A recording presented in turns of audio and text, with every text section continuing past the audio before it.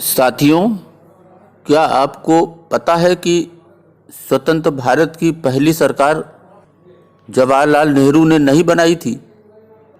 शायद आपको जानकारी होगी। साथियों, यहाँ ये बताना जरूरी है, आवश्यक है कि नेताजी सुभाष चंद्र बोस से पहले भी 1915 में राजा महेंद्र प्रताप ने काबुल में भारत के पहले प्रोविजनल सरकार की स्थापना की थी। इसे हुकूमत मुख्तार हिंद नाम दिया गया था। मौलाना बरकतुल्लाह उस सरकार के राष्ट्रपति थे। वहीं खुद महेंद्र प्रताप प्रधानमंत्री अर्थात देश के पीएम बने। उस सरकार को अफगान का आमीर, तुर्की और जापान का समर्थन पूरी तरह प्राप्त था। महेंद्र प्रताप ने एएमयू से पढ़ाई की थी और वे हाथरस के राजकुमार थे। साथियों, इसके बाद नेताजी की सरकार दूसरी भारत की सरकार थी जो विदेश से चली, यानी एग्जाइल में थी। साथियों, नेताजी सुभाष चंद्र बोस की सरकार को 9 देशों के साथ कूटनीतिक संबंध भी थे।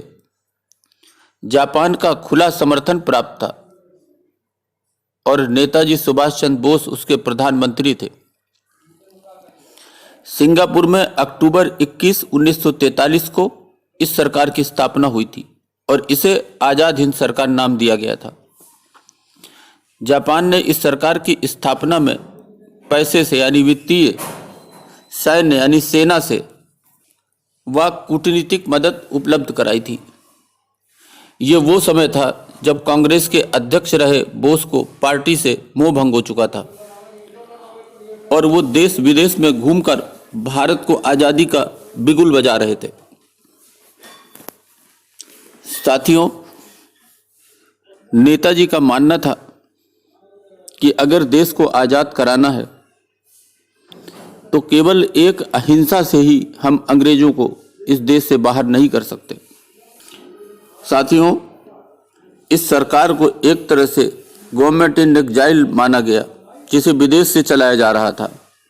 बोस के नेतृत्व में चलने वाली सरकार के Germany, Japan, Philippines, Korea, Italy, Croatia और उस समय का चीन, वर्मा, थाईलैंड और मंचूरिया के साथ अच्छे कूटनीतिक रिश्ते थे।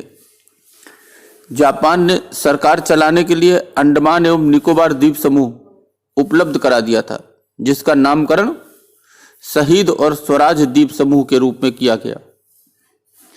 साथियों, इसकी अपनी एक पूर्ण सेना थी जिसका नाम आजाद हिंद फौज था और अपना अलग बैंक भी था जिसे आजाद हिंद बैंक के नाम से जाना गया। इसकी करेंसी भी थी। अक्टूबर 2018 में प्रधानमंत्री नरेंद्र मोदी ने आजाद हिंद सरकार की इसी आजाद हिंद सरकार की 75वीं वर्षगांठ पर लाल किले की प्राचीर से झंडा फहराकर बोस को याद किया था। इस दौरान उन्होंने आजाद हिंद फौज के कुछ वयोवृद्ध सेनानियों को सम्मानित भी किया था। मोदी जी ने आरोप भी लगाया था कि बाबा साहब अंबेडकर और सरदार पटेल की तरह ही नेताजी बोस के भी योगदान को भुलाने का भरसक प्रयास किया गया, लेकिन देश इन्हें कभी नहीं भुला सकता।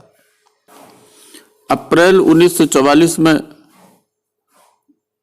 कर्नल शौकम मलिक की अगुवाई में मणिपुर के मोइरांग में आजाद हिंद फौज ने तिरंगा झंडा फहराया था।